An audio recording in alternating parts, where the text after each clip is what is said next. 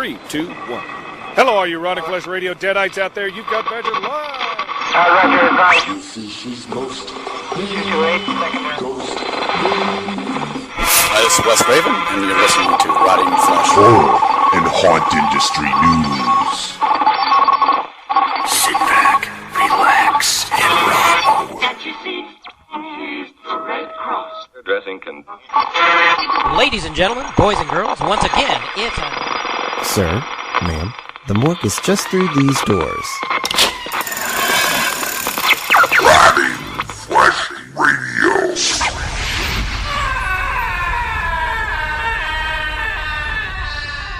Welcome, foolish mortals. There's no turning back now.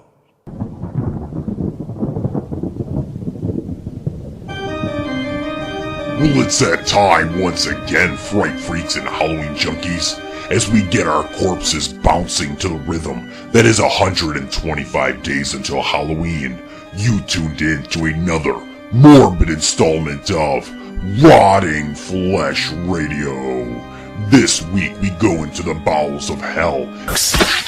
Rotting Flesh Radio's proudly sponsored Home Haunt News and Reviews for all of you home haunters, enthusiasts, and Halloween partygoers out there. What is Front Yard Fright and how did they start?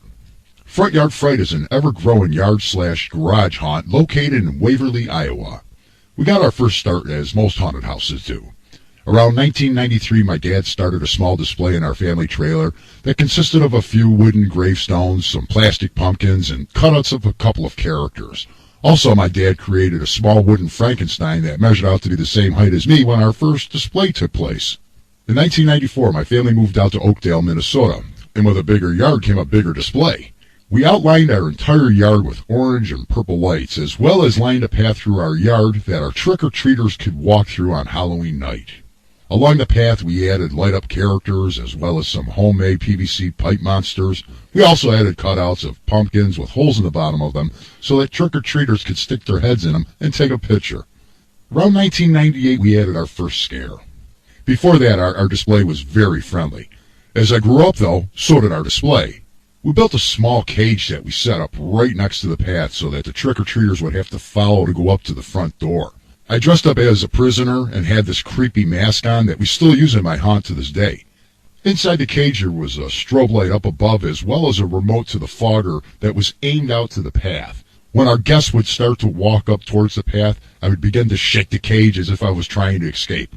Once they were actually on the path, I would hit the fogger remote and spray a shot of fog at their feet. If they still wanted more, I would escape out the back of the cage and chase them down the driveway. I had such a great time scaring people that year.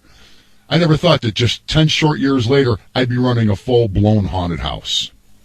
Our family moved yet again to Waverly, Iowa in 2001 for a couple of reasons. We wanted to be closer to my mom's parents, and my dad was also working on opening up his own Domino's Pizza franchise. Our 2001 display, as well as the display for the next couple of years, stayed pretty much the same. We may have added a couple of new things, but the changes were very minimal. We just didn't have the time with the new business, as well as my brother and me being too young to do too much by ourselves. However, in 2005, changes took place. That year was our first walk-through haunt stationed in our garage. We created a small walk-through cemetery in our side yard that the guests would have to pass through to get to the back door of the garage. Our first haunt was quite a mess. There was no set walking path. We even had a dead-end room that people walked past without even looking inside. However, we ended up learning a lot that season and put all this information to the next year's haunt. For 2006, we had a solid path that worked its way through all of the different rooms of the haunt. We also had some help from our family and friends to help run the operation. In 2007, we added the house, now called Home Scream Home, for 2009. It was a 16-foot wide, 24-foot deep haunted house that was completely themed out. We had an entryway, a bathroom, a bedroom, and a study.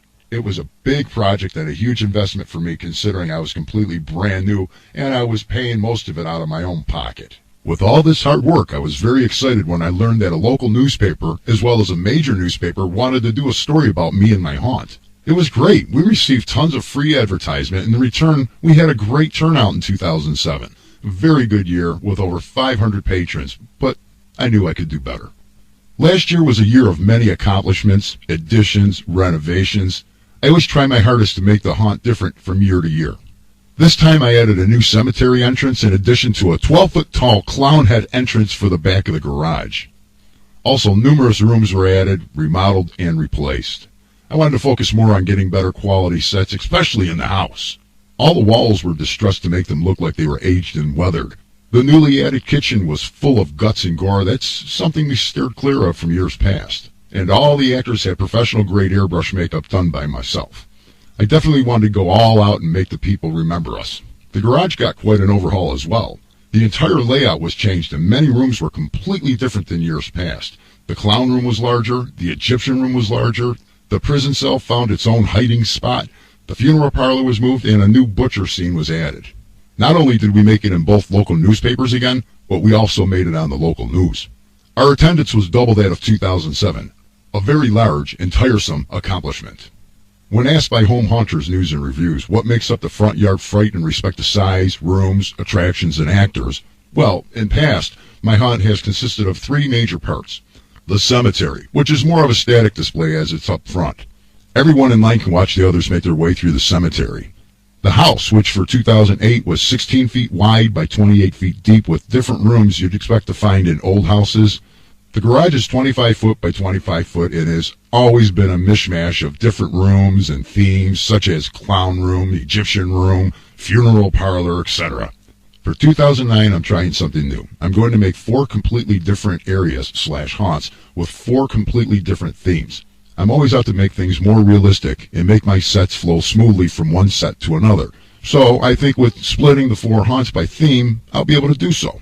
For 2009, my haunt will consist of the House of Slaughter, a Clown Funhouse themed haunt, Scream Home, the house will get an overhaul and get plenty of new detail and some new room designs, and Toxic Chaos, a military / factory themed haunt with a backstory gone wrong. As far as actors, I get asked this a lot. When we first started, there were only 3 of us in my garage.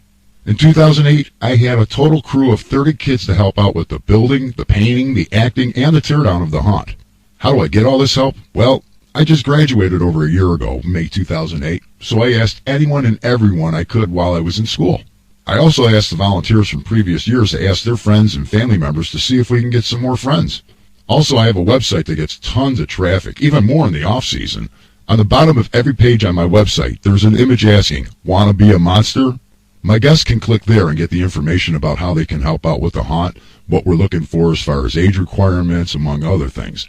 I've been really lucky so far. Home Hunters News and Reviews asked, how long does it take to set up Front Yard Fright each year, and what does the local community think? Setup for us really depends on what we've got planned for the year, as well as the funds that are available. I normally start in August and work all the way up to it's about an hour before we open. In 2007, I actually had to leave school about 3 hours early because there was still lighting that had to be done, as well as tarps that had to be hung. However, in 2008, it was a little easier with school being done. Not to say that there wasn't a lot to do opening day. As far as our community, well, they seem to like us. I know my neighbors really enjoy the hype around the neighborhood throughout October. There are a few houses that don't seem to be fans of what we do. However, we are lucky enough to have them just ignore us and let us do our thing. Thank goodness. When asked by Home Hunters News and Reviews, what are the future plans for Front Yard Fright? If I only knew what was going to happen next. I would very much like to buy a building, go professional with my haunt, and actually make a living off of it. It's a big dream. But I believe with the commitment and the love that I have for it, it can be done. I'm planning on getting some locations figured out and see if we can put together a business plan for 2010 so we can hopefully be up and running as soon as next year. If not, I guess I'll just do with what I've got and stay at home. It's where I got my start. I also wanted to give a big thanks to my parents, as well as my monster volunteer crew.